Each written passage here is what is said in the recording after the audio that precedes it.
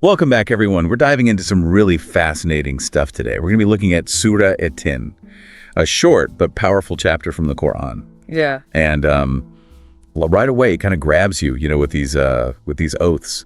Figs, olives, Mount Sinai. I mean, these are not your everyday things you swear by, are they? No, not at all. And that's exactly the point. I mean, in the Islamic tradition, oaths are used very deliberately, right, to emphasize the significance and the truth of what's being said. Like, listen up. This is important. Exactly. And when you see these powerful images, figs, olives, Mount Sinai, something profound is about to unfold. So let's break it down. Figs, olives. I mean, those are pretty specific. Why those? Well, they're both mentioned in the Quran as blessings from Allah, providing sustenance, representing abundance, and they really resonate, with people in that region. Yeah. It's like grounding these grand concepts in something familiar, something tangible. Okay, I got it. And what about Mount Sinai? I mean, that's got a whole other layer of meaning. Yeah, absolutely.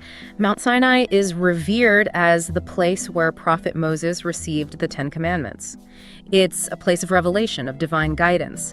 So by invoking this imagery, the surah is connecting us to something much bigger than ourselves. Okay, so we've got these powerful oaths setting the stage, and then there's this phrase, this safe land. What's that all about? Yeah, that's a really interesting one. It sparked a lot of debate, over the centuries. Really? Oh, yeah. Some scholars connect it to Mecca, the holiest city in Islam, but others see it as a more symbolic representation of spiritual security and peace. Like a state of being. Exactly. And I think that opens up a really interesting question for all of us, like, what constitutes true safety and refuge in our own lives?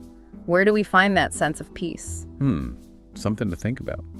Okay, so then we get to verse 4, which says, we created man in the best design, or in the best of molds. I mean, that's a pretty bold statement, right? It is, and it speaks volumes about the Islamic view of humanity. The idea that every human being, regardless of background, possesses inherent dignity and potential. It's a powerful concept, especially considering the time period it originated in. Right, it's saying that we're all born with this incredible capacity for goodness and greatness. Exactly. But then right after that, there's this line, then reduced him to the lowest of the low. That's kind of a harsh contrast. What's going on there? I think it's a reminder that while we have this incredible potential, we also have free will. And with that comes the possibility of making choices that lead us away from our true nature, away from that best design. It's like we can choose to live up to that potential, or we can squander it. Exactly. It's a reminder that our actions have consequences, and those consequences can be pretty dire if we're not careful. So it's not all sunshine and roses. No. But there's also hope, right? Because the surah goes on to say, except those who believe and do righteous deeds, for them is a reward without end. Right, so there's a way back. Exactly.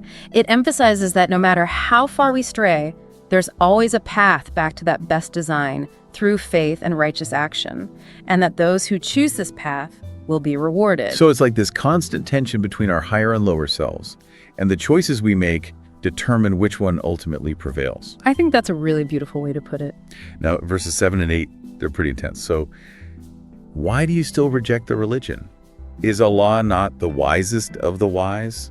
There's a real sense of urgency there. What do you make of that? I think it's more than just urgency. There's almost a sense of bewilderment, like, how can you deny this truth when it's so evident? Right. But it's also an invitation, an appeal to reason and reflection. Look around, see the evidence. Why would you turn away? And it really emphasizes the wisdom of Allah. It's like it's saying, trust in the bigger picture, even if you don't fully understand it right now. Exactly. It's a call to step outside of our limited human perspective and consider the infinite wisdom of the divine. So we've covered a lot of ground here. We started with these powerful oaths, these images that draw us in. And we explored this idea of humanity's incredible potential, but also our capacity for making bad choices, straying from that potential. Yeah, that's a good summary. And we ended with those challenging questions that force us to confront, why anyone would reject faith when there's so much evidence around us. But you know what? I want to leave our listeners with one final thought. What makes this safe land safe? What do you think? Is it a physical place, a spiritual state, or something we create through our choices? Something to ponder as you continue exploring this amazing text and its deeper meanings. Thanks for joining us. Thank you.